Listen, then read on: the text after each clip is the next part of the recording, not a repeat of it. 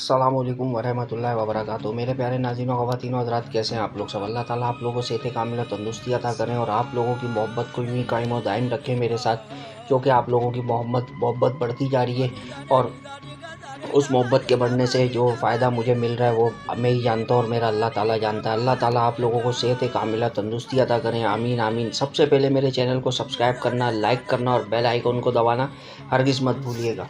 मेरे प्यारे नाज़रीन ख़वातीन और हज़रात, आज की जो मेरी वीडियो हैगी वो सानिया शमसी सोसाइटी के ऊपर हैगी और इसीलिए मैंने पाकिस्तान की सस्ती शोहरत रखने वाले यूट्यूबर्स के मुताबिक अपनी वीडियो नहीं बनाई। किसी ने डार्क वेब का नाम ले लिया कि हमारे व्यूज़ बढ़ेंगे या हमारे सब्सक्राइबर बढ़ेंगे, किसी ने जो है अपने तौर पे इस केस को लड़की का कह दिया या कुछ भी XYZ कह दिया, लेकिन जो केस था, जो रिपोर्ट थी, वो मैंने अपनी वीडियो के अंदर सच बिल्कुल आपके सामने रखी और सच्चाई के साथ रखी। और आज भी जो तीसरी वीडियो है मेरी इस ब्लॉग के ऊपर या इस मौजू के ऊपर, वो ये हैगी कि बिल्कुल सच्चाई के साथ जो केस है वो आपके सामने मैं पेश कर सकूं। थाने अल-फलाह सोसाइटी के जो हैंगे मेंबर्स, उनके मुताबिक और उनके कहने के मुताबिक जो कुछ हुआ है वो सब आपके सामने मैं पेश करूं सच्चाई के साथ, बासबूत के साथ। तो मेरे प्यारे नाज़रीन ख़वातीन और हज़रात, चलते हैं वीडियो की जानिब।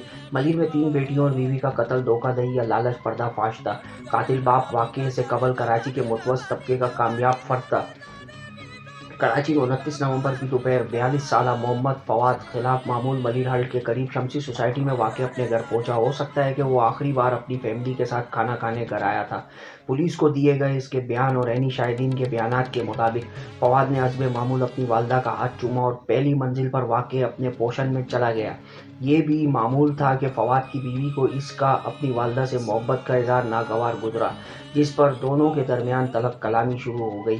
फवाद की सबसे बड़ी बेटी 17 साला नेहा चार्टर अकाउंटेंट की तालीम हासिल कर रही थी, ने मुदाखलत की और दोनों के दरमियान तलखी को मज़ीद बढ़ने से रोक दिया।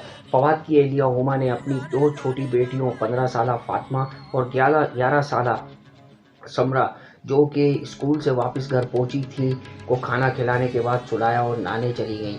नेहा वालदैन की तलखी ख़त्म होने के बाद वापस अपने कमरे में जाकर पढ़ने लगी। कुछ देर बाद फवाद ने तेज़ धार छुरा निकाला और नेहा पर हमला आवर हो गया।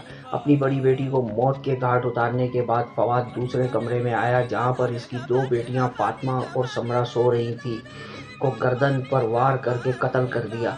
इतने में हुमा भी नहा कर निकल आई। फवाद ने वक्त ज़ाया किए बगैर छुरे के वार करके इसकी भी जान ले ली। तीनों बेटियों और बीवी को कत्ल करने के बाद फवाद ने अपने बड़े भाई फरास, जो कि बैरून मुल्क मुकीम है, को वीडियो कॉल की, जिसमें अपनी मुर्दा बेटियों और बीवी की लाशें दिखाईं और अपनी गर्दन पर भी छुरा चला दिया। फराज ने फौरी तौर पर अपने सबसे छोटे भाई रेहान, जो कि इस फवाद के साथ ही रिहाइश पजीर था, को फ़ोन करके वाक़े की इत्तला दी, लेकिन वो घर पर मौजूद नहीं था। रेहान ने अपनी बीवी को फ़ोन पर मुतला किया, जिस पर फवाद की वालदा और भाभी बालाई मंजिल पर पहुंचे तो देखा कि दरवाज़ा बंद है, जिसे उन्होंने खुद ही धक्के मारकर तोड़ा। फवाद अब कहाँ है? तीनों बेटियों और बीवी को कत्ल करने के बाद फवाद ने भी खुदकुशी की कोशिश की, ताहम वो अपनी जान लेने में कामयाब नहीं हो सका। फवाद को जख्मी हालत में जिना अस्पताल मुंतकिल किया गया, जहां इसकी सर्जरी की गई। वो अब भी नाक कान हलक वार्ड में मुकीम है। अल-फलाह पुलिस ने फवाद के खिलाफ पाकिस्तान पेनल कोड की दफ़ा 302 कत्ल और 325 खुदकशी की कोशिश के तहत रियासत की मदियत में मुकदमा दर्ज कर लिया। खुशहाल घराने से तबाही तक, वर्किंग क्लास घराने से ताल्लुक़ रखने वाले दरमियानी उम्र का फवाद बहुत से लोगों के लिए मिसाल था। घर के बाहर लोगों ने इसे मोहब्बत और भरपूर ज़िंदगी से लुत्फ़अंदोज़ होते हुए देखा। फवाद अपनी तीनों बेटियों से बहुत मोहब्बत करता था और मुतवस्सित आमदन वाले दीगर घरानों की तरह इन्हें निजी तालीम दिलवा रहा था। इसकी बड़ी बेटी नेहा चार्टर अकाउंटेंट बनने के लिए क्लासेस ले रही थी। दोनों छोटी बेटियां निजी स्कूल जाती थीं। फवाद अपनी तीनों बेटियों से बहुत मोहब्बत करता था और मुतवस्सित आमदन वाले दीगर घरानों की तरह इन्हें निजी तालीम दिलवा रहा था। इसकी बड़ी बेटी नेहा चार्टर अकाउंटेंट बनने के लिए क्लासेस ले रही थी। दोनों छोटी बेटियां निजी स्कूल जाती थी। फवाद ने अपना साइड बिजनेस चलाने के लिए अलावा मारूफ इदारों में मुलाजमतें की, जिसकी बदौलत वो शाहाना तो नहीं मगर एक इंतहाई मुतमईन तर्ज ज़िंदगी में शामिल होने के काबिल हुआ। इसके घर में ज़िंदगी की तमाम बुनियादी सहूलियात मौजूद हैं। फवाद तेज़ रफ्तार गाड़ियों का शौकीन है और अपने ज़ेर इस्तेमाल गाड़ियां तवातिर के साथ तब्दील करता है। काम में परेशानियां। फवाद एक सेल्समैन था जिसने अपनी मोटरसाइकिल पर काम करके आमदन हासिल की थी। इसने फूड एंड बेवरेज इंडस्ट्री में तजुर्बा हासिल किया था। फ़िलहाल वो मकामी घी और तेल बनाने वाली फैक्ट्री के मैन्युफैक्चरिंग प्लांट में काम कर रहा था। तहकीकात में क्या सामने आया? केस के तहकीकाती अफसर आमिर शब्बीर ने समा डिजिटल से गुफ्तगू करते हुए बताया कि कल वक्ती मुलाजमत से हट कर वो एक बिज़नेस चला रहा था जो तेज़ी से फैल रहा था। इनका कहना है कि फवाद ने पुलिस को फ़ोन पर टाइप करके जो मालूमात फराहम की, उसके मुताबिक वो सरमायाकारों की रकम रोल करता था। गले पर ज़ख्म के बाइस वो अभी बात करने से कासिर है। आमिर शब्बीर ने मज़ीद बताया कि फवाद ने अपने जानने वाले लोगों से ये कह कर लाखों रुपए लिए कि वो उनकी रकम अपने सेल्स और परचेज बिजनेस में लगाएगा और फिर सरमायाकारी की रकम की बुनियाद पर मुनाफा की दोबारा तकसीम करेगा। उन्होंने कहा वो फवाद आमतौर पर होलसेल मार्केट से सामान खरीदता था और शहर के बड़े डिपार्टमेंटल स्टोर्स को सप्लाई करता था। पुलिस अफसर का कहना है कि फवाद ने अपना कारोबार 2014 में इस वक्त शुरू किया जब वो कुरंगी के एक मारूफ फूड ब्रांड में सेल्स ऑफिसर के ओहदे पर काम कर रहा था। फवाद के बयान के मुताबिक वो कारोबार में 3 करोड़ रुपए से ज़ायद सरमाया लगा चुका है। इस कारोबार में सरमाया लगाने वाले अफराद की शिनाख्त नोमान, रियाज, मकबूल इलाही, हामिद, फैसल और मुजम्मिल के नामों से हुई है। तफ्तीशकार का कहना था कि तहकीकात में होने वाले इंकशाफात हुए कि सरमायाकारी की हकीकी रकम और सरमायाकारों की तादाद इससे कहीं ज़्यादा थी जो फवाद ने जाहिर की थी। शब्बीर ने कहा कि फवाद ने तल और रस्त का कारोबार बनाने के बजाय सरमायाकारों को राग़िब करने के लिए कारोबार तैयार किया था। पुलिस अफसर का कहना है कि हर रोज़ कई अफराद पुलिस स्टेशन पहुंचते हैं और दावा करते हैं कि फवाद ने कारोबार में सरमायाकारी के बहाने इनसे पैसे लिए। शब्बीर ने मज़ीद कहा कि हालिया केस अरसलान का था जिसने खुद को फवाद का कज़न जाहिर किया था। इसने दावा किया कि इसने कारोबार में 9 करोड़ रुपए की सरमायाकारी की है। तहकीकाती रिपोर्ट के मुताबिक अब तक दावों की बुनियाद पर सरमायाकारी का कुल हुजूम 150 मिलियन रुपए से तजावुज़ कर चुका है और गिनती जारी है। ये पूछे जाने पर कहा अब तक कौन से शवाहिद इकट्ठे करने में कामयाब हुए हैं। पुलिस तफ्तीशकार आमिर शब्बीर ने बताया कि अब तक उन्होंने फवाद के रजिस्टर्ड और ऑपरेट किए गए मुतअद्दिद अकाउंट्स का सुराग लगाया है। ज़्यादातर सैलरी अकाउंट्स थे जो इसलिए बनाए गए क्योंकि इसने कहीं मुलाजमत इख्तियार की थी। अब तक 2 अकाउंट सामने आए हैं। फवाद के बयान के मुताबिक वो कारोबार में 3 करोड़ रुपए से ज़ायद सरमाया लगा चुका है। इस कारोबार में सरमाया लगाने वाले अफराद की शिनाख्त नोमान, रियाज, मकबूल इलाही। दिलचस्प बात यह है कि अब दोनों खातों में पैसे नहीं हैं। एक अकाउंट खाली है जबकि दूसरे में सिर्फ 1500 हैं। इसके तमाम सैलरी अकाउंट्स भी सिफर बैलेंस के साथ मौजूद हैं। ये पूछे जाने पर कहा क्या फवाद ने रकम की बजाय सरमाए से असासे बना लिए, और पुलिस अफसर ने कहा कि उन्होंने इस मकान की भी तहकीकात की है। इन्हें पता चला कि फवाद ने एक रिहायशी मंसूबे में एक अपार्टमेंट और एक दुकान बुक कराई थी।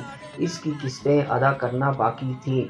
पुलिस अफसर का कहना है कि सितम ज़रीफ़ी ये है कि इसने दोनों जायदादें गिरवी रख कर इजाफी कर्ज लिया। इन इक़दामात से ये ज़ाहिर नहीं होता कि इसने सरमायाकारों से हासिल करदा रकम ली और इसे खुद को माला माल करने के लिए इस्तेमाल किया। सवाल ये पैदा होता है कि इतनी बड़ी रकम गई कहाँ।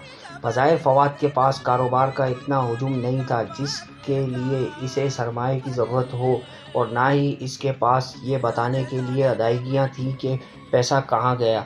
आमिर शब्बीर के लिए तेरे कत्ल की पहली की क्लैद इसी सवाल के जवाब में है। इनका ख्याल है कि फवाद सिलसिलेवार नई सरमायाकारी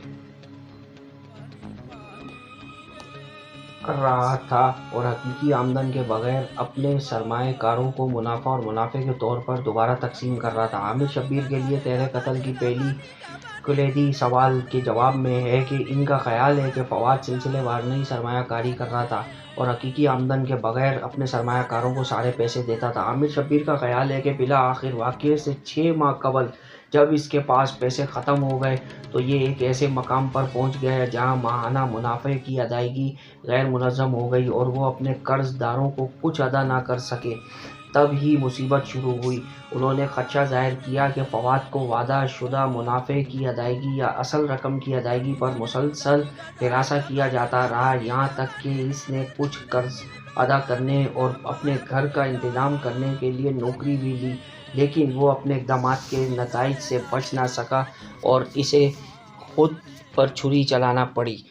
تو میرے پیارے ناظرین و خواتین و حضرات، بات یہ ہے کہ جب آپ راتوں رات امیر ہونے کے سپنے دیکھو گے تو یہی ہوتا ہے۔ اور میرے پیارے آقا علیہ الصلوۃ والسلام دو جہانوں کے سردار اور میرے پیارے اللہ تعالیٰ عزیز نے، رب الکائنات رب العزت نے یہ ارشاد فرمایا، اور قرآن پاک کے اندر یہ ارشاد ہے گا کہ جب آپ سود کا کام کرو گے، کمیشن کا کام کرو گے، جب آپ اپنے لیے منافع اپنی سوچ سے بھی زیادہ کا کام کرو گے تو آپ کو ایسے ہی نقصانات ہوتے ہیں۔ آج نہ رہی بیوی اور نہ رہی بچیاں اور نہ رہی اپنی جان سلامت۔ آج اگر وہ زندہ بچ بھی جاتے ہیں تو وہ کیا کریں گے؟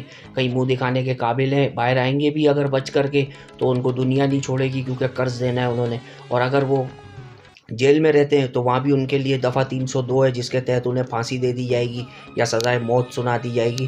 تو میرے پیارے ناظرین و خواتین و حضرات، ہمیں ہر حال کے اندر اپنے اللہ کی ذات کا شکر ادا کرنا چاہیے اور اپنے اللہ کی ذات کے فرمان کے مطابق چلنا چاہیے، اور پیارے آقا علیہ الصلوۃ والسلام دو جہانوں کے سردار کے کہنے کے مطابق بالکل اپنی زندگی کو گزارنا چاہیے۔ انشاءاللہ اگلی ویڈیو کے ساتھ آپ کی خدمت میں حاضر ہوں گے۔ اپنے کومنٹ سیکشن میں اپنی رائے دینا مت بھولیے گا اور ضرور دیجیے گا، اور میرے چینل کو سبسکرائب کرنا، لائک کرنا اور بیل آئیکن کو دبانا ہرگز مت بھولیے گا۔ اور میری یہ التجا ہے اپنے پاکستان کے یوٹیوبر سے کہ اللہ کا واسطہ اپنی سستی شہرت حاصل کرنے کے لیے جھوٹ مت بولیے، آ کر کے الفلاح تھانے پولیس سے رابطہ کیجیے اور سچ رپورٹ دیجیے اپنے بلاگ کے اندر، اپنی ویڈیوز کے اندر۔ فی امان اللہ، السلام علیکم ورحمۃ اللہ وبرکاتہ۔